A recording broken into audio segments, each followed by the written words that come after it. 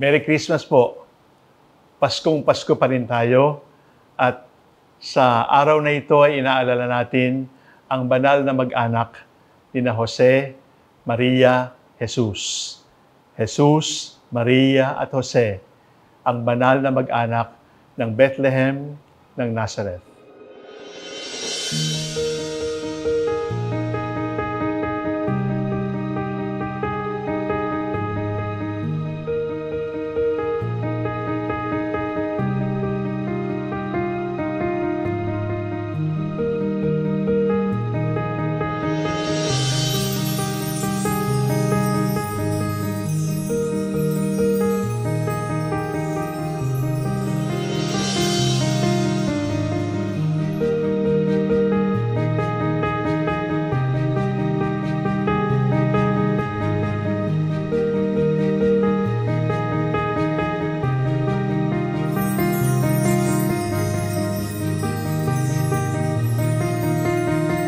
Pasko po ngayon at holiday pa tayo.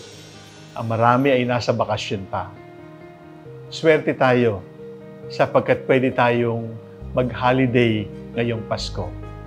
Sa katunayan, parang hindi natin maiisip na Pasko kapag wala tayong bakasyon, mula sa trabaho, mula sa paaralan, mula sa ating mga pang-araw-araw na ginagawa.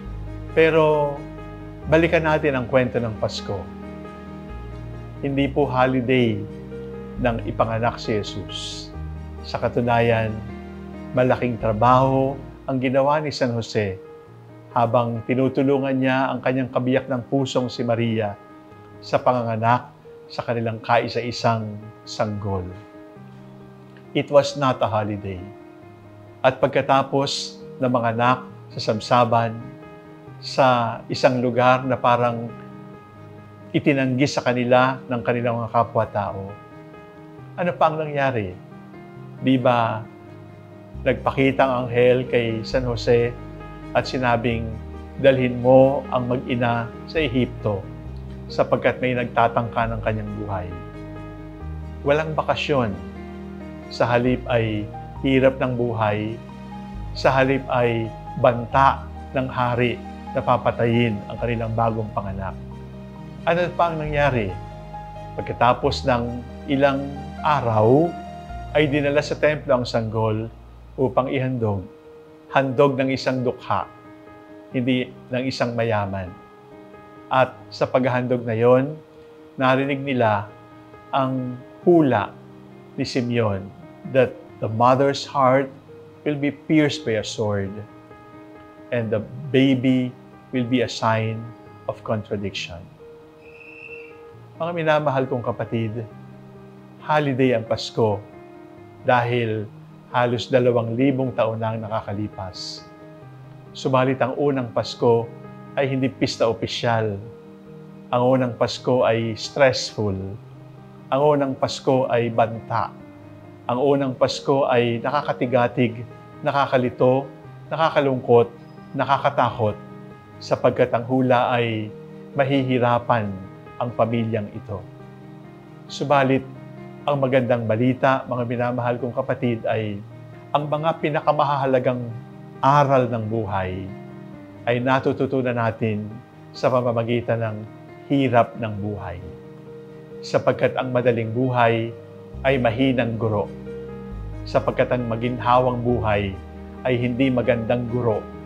Sapagkat ang buhay na walang pagpapakasakit, walang problema, walang pagkalito, walang kadiliman, ay hindi magtuturo sa atin ng mga mahalalalim at mga mahahalagang bagay.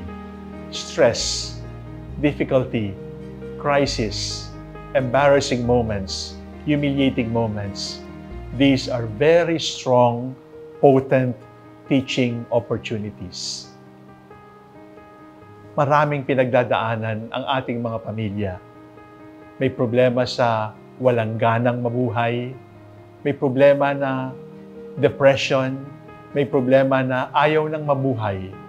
Di ba't naririnig nating tumataas din ang incidence ng suicide sa ating panahon? Mga kapatid nating wala ng ganang mabuhay at minabuti pang mamatay. Mga kapatid nating walang pakiramdam sa pinagdaraanan ng kapwa-tao o kaya ay walang hiya para sa masama. Ang lahat ng ito ay krisis ng ating lipunan. Subalit, ito ay tamang panahon din upang tayo ay manindigan para sa tama, upang sa pamamagitan ng stress na ito, maipakita natin na ang banal na mag-anak ay aral at gabay na dapat nating sundan. Christian family, do not be afraid of stress.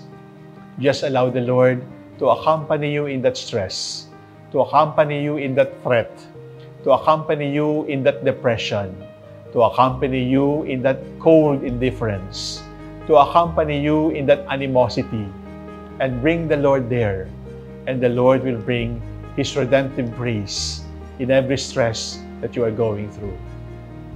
May hula si Simeon, mahihirapan kayong tatlo, mahihirapan ng anak ninyo, mahihirapan ng ina, subalit hindi ito banta, kundi ito ay paanyaya. Ialay ninyo sa Diyos, sapagkat anumang ialay sa Diyos ay magiging biyaya para sa ating lahat. At yun nga ang nangyari. Nang ialay na si Jesus sa kabila ng mga banta, alam nila walang makapaghihiwalay sa atin sa pag-ibig ng Diyos.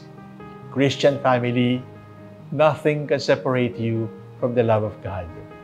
Do not allow stress, difficulty, and confusion to separate you from His love.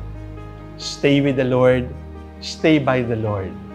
Jesus, Mary, and Joseph, Holy Family of Nazareth, stay with us. Do not allow us ever to be separated from you.